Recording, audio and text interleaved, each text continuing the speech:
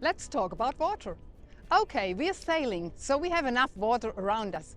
But today we want to talk about fresh water, which we need for cleaning, washing, cooking and drinking. Is a water maker a luxury or an essential item? Here, Niels and Greta will share their experiences with us. Welcome to Sailor's Life. Today I'm on Black Moon, a Tailing 35. She's a Dutch construction from 1988. Good morning. Hey, hello Greta, hello Niels. Hey, good morning. Ja, Orana. Thank you very much for having me here. You're welcome. It's a pleasure. How long are you traveling now? We are traveling now 2.5 years. Yeah, we left the Netherlands in July 2020. Did you sail before? Do you have a sailing background? Yeah, so our sailing background is together for over 11 years. Still together. I've been sailing from like I was a child. But then later on we got to know each other. We bought a small 17-foot boat and gradually you learn sailing weekend regattas and holidays on inland waters. Niels taught me how to sail. Yeah, it was really fun. And Niels, are you still the captain? I guess so, or not. Maybe I don't know. We both. Yeah. Let's. I thought a boat always has one captain. Niels has the final saying. Yeah, when things get rough or whatever, then there's no room to discuss. So today we want to talk about water because you two have a lot of experience without water maker, with little water maker, with big water maker. Tell me a little bit, did you think about that before you left? We decided not to get one at that time. Like we have a small boat, like around 11 meters. So yeah, limited space. We didn't thought we would need it. And in the first year that was the case. We could get water everywhere at the Atlantic side, so there was no issue. And yeah, we had this principle, like keep it simple. And yeah, so the water maker wasn't for us at that time. We started in Martinique, we started to collect rainwater because it rained a lot. So it was a shame not to use it. Yeah, we didn't fill it in our main tank because few cases we collected rainwater. We had long periods of rain, like San Blas, but then it started after one day only. It starts smelling like sulfury. So there's some kind of contaminants in the rain. Certainly if you're close to the like bigger cities with more industry, with more traffic. It must be quite a bit of work to collect the water from shore. It was pretty a workout to get all the water. Yeah. You have a water dock, which is very limited, or you had another place which required us to like half a mile over with a dinghy to a little dock, and then maybe 500 meters over land with a little cart we still have, and then going back and forth a few times. That was a lot of work.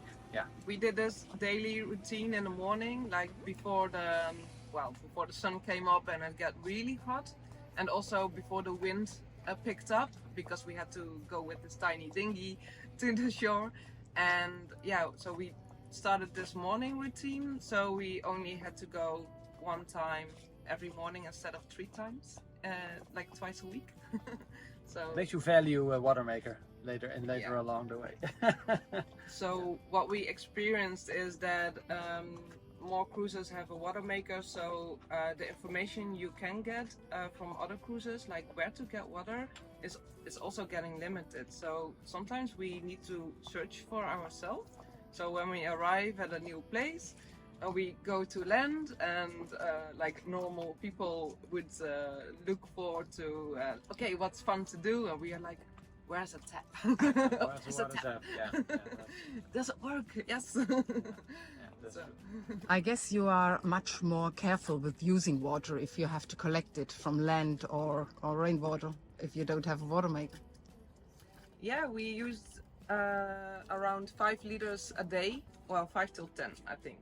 So we were really careful with the using.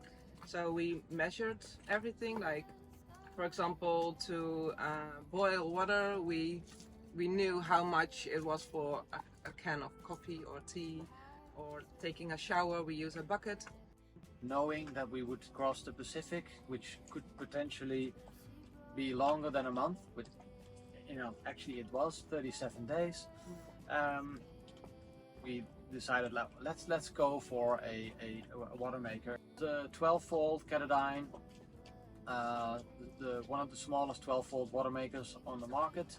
It fitted in our boat because it's for a smaller boat it's not easy to fit a water maker in, and also energy-wise it still fit in our energy consumption in the battery bank. So we didn't need to up our game in batteries and solar. So yeah, that was the first water maker we had, and yeah, that gave us a nice crossing. Yeah, so with 3 hours a day we could make 15 liters of water, so we could upgrade our daily consumption, which was on the Pacific crossing was really nice because it was a little bit stressing because it was like 37 days in the end, but you don't know for sure how long it's gonna take. Maybe it's gonna take 2 months.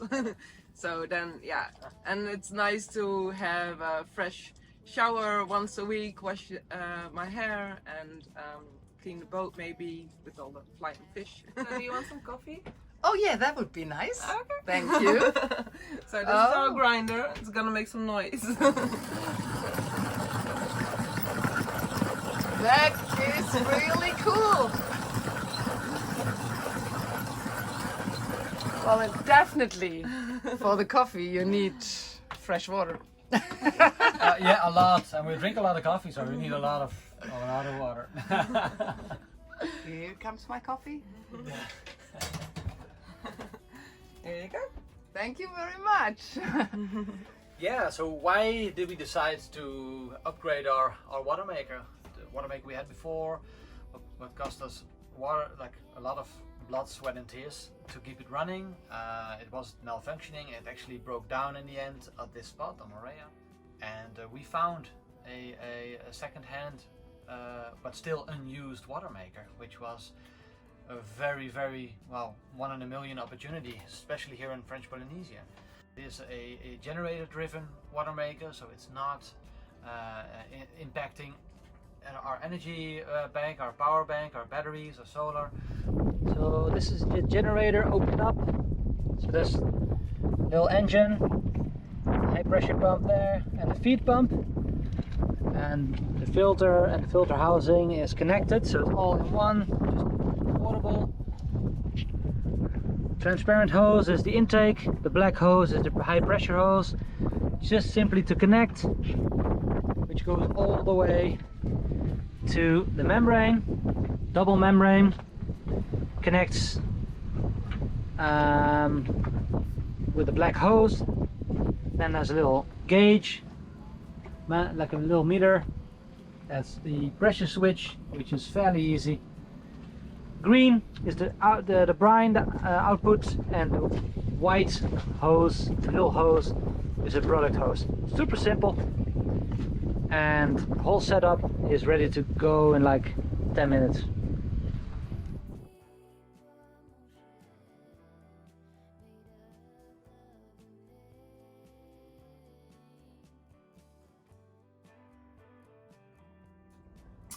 It's running, and then like 2 hours or so, then we have everything full, and then we can wrap it up.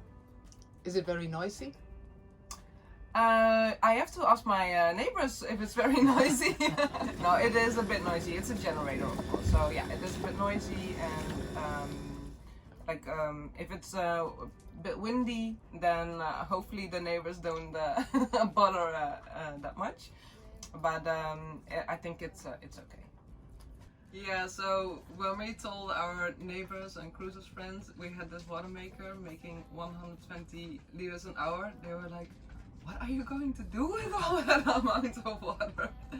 So yeah, it's a game changer. But so we started scuba diving and more free diving, and so yeah, and doing our own laundry. It's by hand, but yeah, so we can definitely use all that amount of water.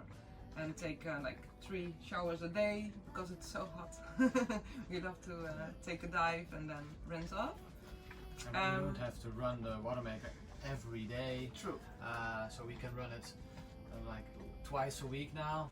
And I noticed that your boat is so clean. So now you can really rinse even the boat with fresh water. Yeah, that's amazing. The benefit.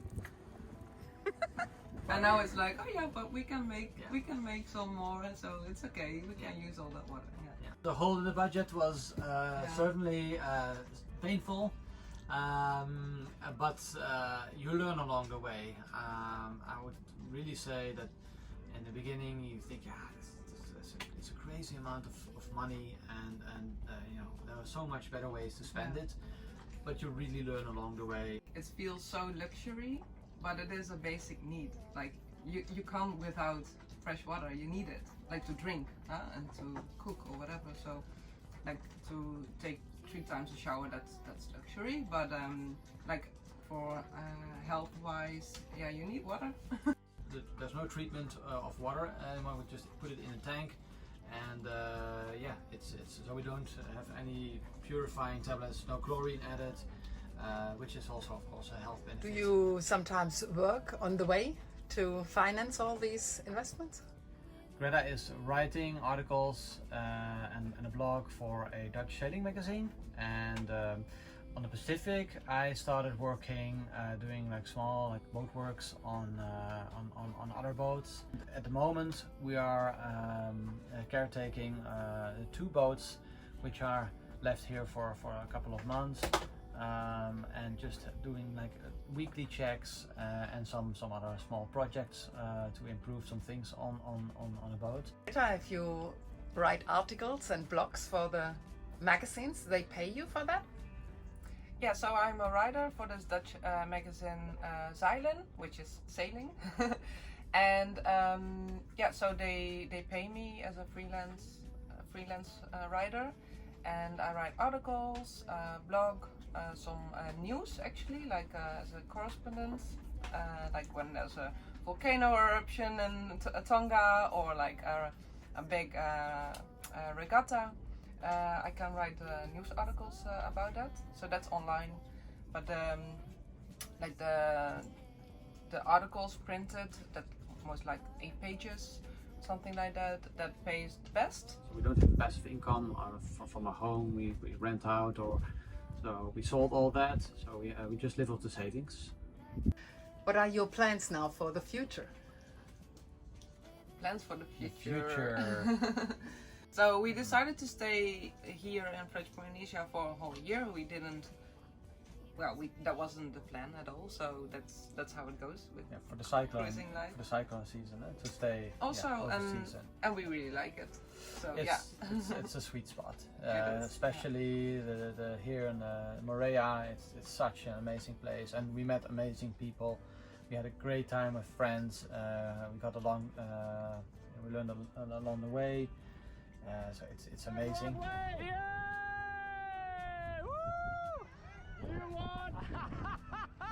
So our initial plan was to circumnavigate in about 5 years. It still can happen, but we also are thinking about to go to Australia this year and to get the yacht masters. Yeah. And then we can work more on other boats, like delivery or as a crew, also as a couple. So yeah, and then maybe we can extend this lifestyle longer. So yeah, we are planning to go further west for short-term plans.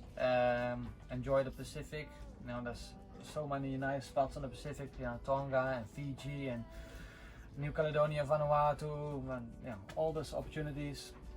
What we learned actually is that not making any plans is probably the best. Yeah, that's true. Yeah. Okay, thank you very much, and I wish you a great future here on the boat and safe sailing in the future. Thank you very much. Yeah, and the same for you. Thank you.